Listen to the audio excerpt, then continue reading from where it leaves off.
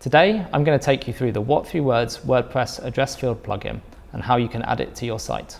We start first at the developer site where we click Get an API Key, and that takes us to our plan page. So here we have a variety of plans on offer, and that takes me through to create a new what3words account. I have to accept the terms and conditions and click Submit. Next, we ask a bit more information in order to tailor our support.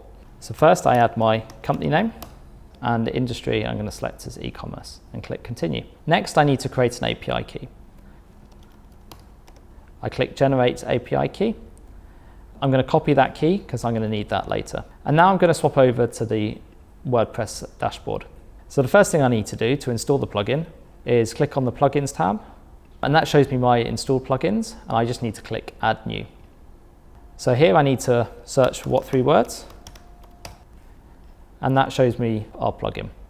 So I click Install Now, and then click Activate. Next, I need to click Settings, and add the API key that I've just created, and click Save.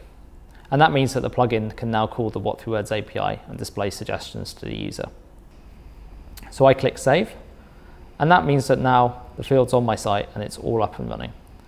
So now I'm going to show you on the checkout page what that looks to my users. And you'll see here that we've got a what3words address field now. And users can now enter an address, and you'll see that there's suggestions being displayed to the user.